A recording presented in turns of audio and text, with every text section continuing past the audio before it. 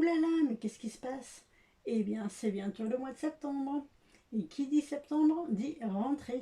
Que vous ayez des enfants ou que tout simplement vous repreniez le travail après vos vacances.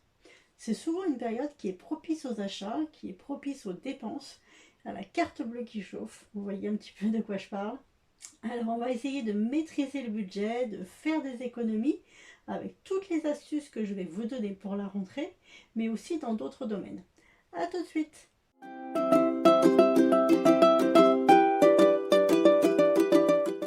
Bonjour à tous et bienvenue sur la chaîne Merci Budget. Tout d'abord un grand merci à toutes les personnes qui me suivent, vous êtes de plus en plus nombreux, donc vraiment ça me fait très plaisir. Pensez à partager les vidéos si ça vous plaît, à mettre un petit j'aime, un petit commentaire.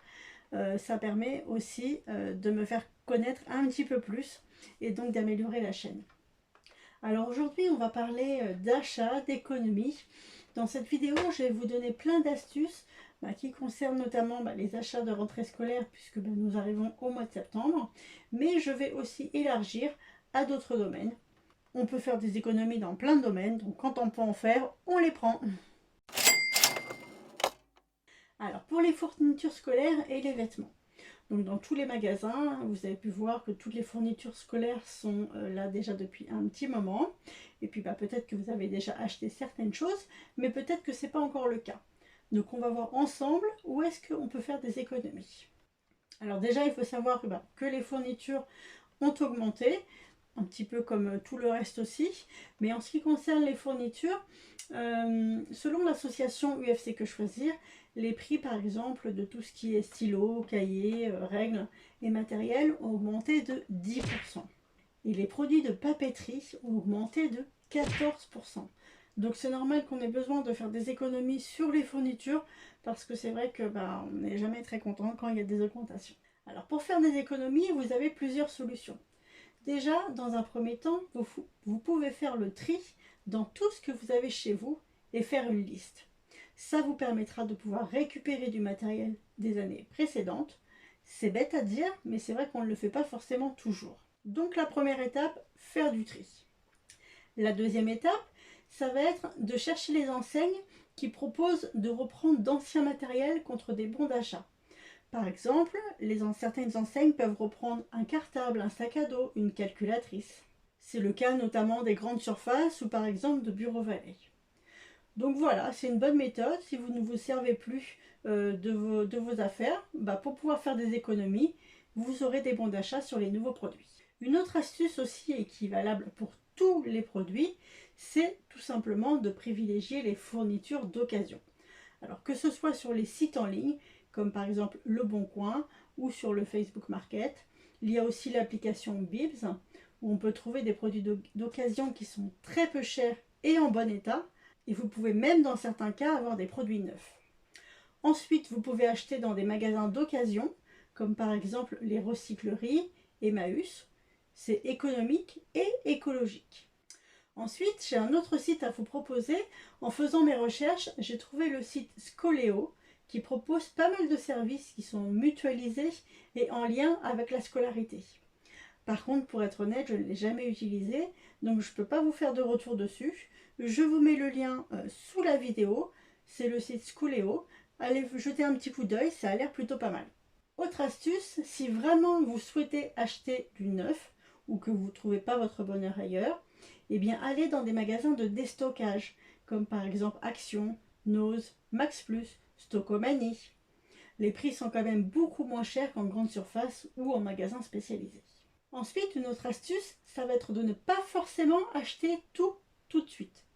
Si par exemple il y a des fournitures qui ne sont pas essentielles, vous pouvez très bien attendre 1 à 2 semaines parce que bien souvent, après la rentrée, les enseignes font des promotions pour liquider les stocks. Donc si vous pouvez attendre un petit peu, attendez.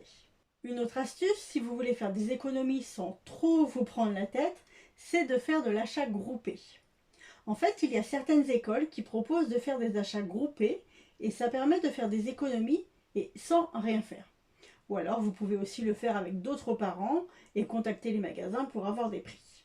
Et ensuite, dernière astuce pour les fournitures, c'est de faire des choix et d'impliquer vos enfants. Parce que oui, vous pouvez très bien acheter la trousse avec son héros favori, mais peut-être pas non plus tous les articles avec ce même héros. Vous pouvez acheter des choses un peu chères et des choses beaucoup moins chères.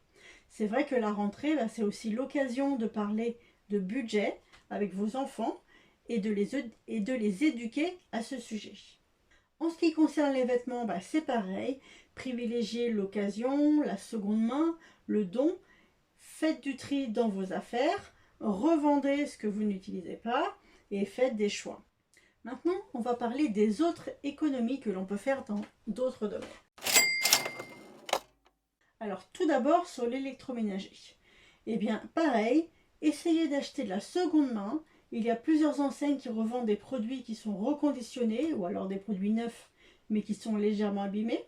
Vous avez par exemple le site Seconde Chance d'Amazon ou Seconde Vie d'IKEA ou alors le site Back Market ou alors aller en Trocante ou chez Easy Cash par exemple. Je vous mettrai les liens dans la barre de description. Ensuite, pareil que pour les fournitures scolaires et les vêtements, essayez de chercher sur le site d'occasion ou dans les recycleries. Il y en a forcément autour de chez vous et sur internet, vous avez vraiment un très large choix. Alors, la rentrée scolaire, c'est peut-être l'occasion justement de changer par exemple votre fournisseur d'énergie. J'en parle longuement dans d'autres vidéos, donc n'hésitez pas à aller les voir. Mais en gros, ça permet en modifiant votre contrat, en choisissant les bonnes options, les options qui sont appropriées à votre consommation, de faire des grosses économies. Ensuite, vous pouvez aussi revoir tous vos contrats d'assurance, l'assurance maison, l'assurance voiture, toutes les autres assurances, les mutuelles, etc. Et là aussi, vous économiserez vraiment énormément sans rien changer à vos habitudes.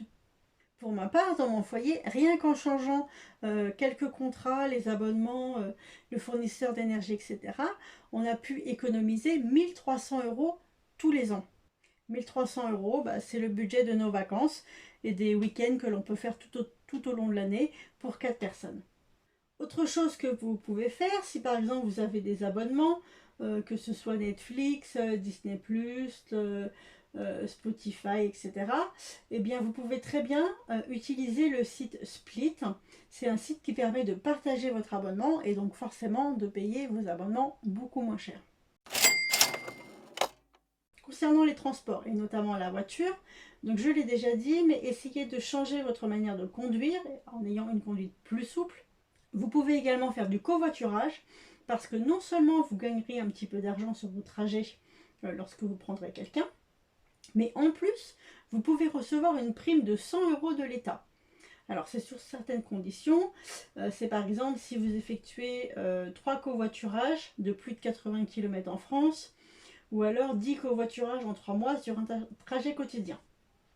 De toute façon, vous retrouverez toutes les infos sur le site du servicepublic.fr ou alors sur le site de covoiturage par lequel vous allez passer. Donc on peut aussi faire des économies, que ce soit sur l'eau, sur l'électricité, sur le gaz, sur les courses, sur les vacances. Enfin, on peut faire des économies vraiment sur tous les postes. J'ai fait des vidéos entières sur ces sujets, donc n'hésitez pas à aller les voir. J'espère que vous avez fait votre budget prévisionnel annuel et votre budget prévisionnel mensuel. Peut-être que vous faites aussi la méthode des enveloppes budgétaires par catégorie, qui est vraiment, selon moi, une des meilleures méthodes pour pouvoir vraiment reprendre ses finances en main et arriver à atteindre ses objectifs. Si ce n'est pas le cas, je vous invite vraiment à vous intéresser à cette méthode parce que franchement, elle a fait ses preuves. Et donc, pour aujourd'hui, ça va être tout. Si ça vous a plu, n'hésitez pas à mettre un petit j'aime, à partager, à vous abonner ou à mettre un petit commentaire. Comme je vous disais en début de vidéo, ça me permettra de me faire progresser dans le développement de ma chaîne. Merci beaucoup et à bientôt. Bye.